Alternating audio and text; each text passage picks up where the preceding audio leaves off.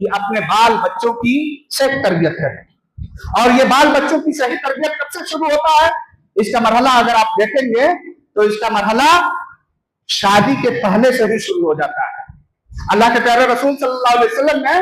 مختلف احادیث میں اس کی رہنمائی فرمائی ہے۔ اللہ کے رسول صلی اللہ علیہ وسلم نے فرمایا کہ اذا خطب الیکم من ترضون دینہ وخلقہ فزوجوہ الا تفعلوہ تکن فتنۃ وفساد عریض۔ اللہ کے رسول صلی اللہ علیہ وسلم نے فرمایا کہ اگر تمہیں کوئی ایسا شخص پیغام دے جس کے تم اخلاق سے، کردار سے، عادات سے راضی ہو تو تم اس سے شادی کر لو۔ اگر ایسا نہیں کرو گے تکن فتنۃ وفساد عریض، کہ تم اگر ایسا نہیں کرو گے تو فتنہ ہوگا، فساد ہوگا، اور ایسا فساد ہوگا کہ جس کا سلسلہ نہیں تھمے گا۔ اللہ کے رسول صلی اللہ علیہ وسلم نے یہ بھی فرمایا تنکح المرأة لأربع لمالها ولجمالها ولحسبها ولدینها فانظر بذات الدین۔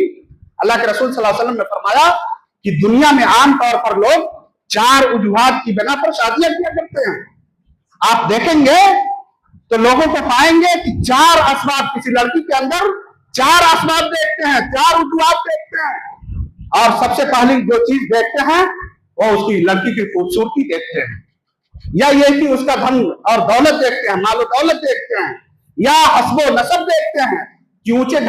خاندان، اونچے گھر کی ہے تو اسے شادی کر لیتے ہیں۔ اللہ کے رسول صلی اللہ علیہ وسلم نے کہا کہ کچھ لوگ ایسے بھی ہوتے ہیں اللہ والے جو کہ دینداری کی بنیاد پر کسی لڑکی کا انتخاب کرتے ہیں۔ اللہ کے رسول صلی اللہ علیہ وسلم نے ایسے شخص کے لیے دعائیں دی کہ فاظفر بذات الدین تربت یمینک۔ اللہ کے رسول صلی اللہ علیہ وسلم نے اپنی امت کو تعلیم دی اور بتایا کہ جو دیندار لڑکی ہو اسے تم انتخاب کرو، اس کو شادی کرنے میں اسے پہل کرو، تربت یمینک، اللہ رب العزت اس میں برکت عطا فرمائے گا۔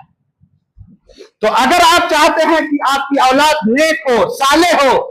اور آپ کی نسل راہ استقامت پر رہے، تو سب سے پہلی ذمہ داری آپ پر یہ عائد ہوتی ہے کہ جب آپ اپنے لیے بیوی کا انتخاب کریں تو نیک بیوی کا انتخاب کریں۔ آپ خوبصورتی کے پیچھے نہ بھاگیں، مال و دولت کے پیچھے نہ بھاگیں، حسب و نسب کے پیچھے نہ بھاگیں۔ آپ پر ضروری ہے کہ آپ دینداری کی بنیاد پر کسی لڑکی کا انتخاب کریں، کیونکہ اگر آپ دینداری کی بنیاد پر کسی لڑکی کا انتخاب کریں گے تو ظاہر سی بات ہے کہ اس کے بطن سے امام حسن، امام حسین جیسے بچے پیدا ہوں گے، امام حسن اور امام حسین جیسے بچے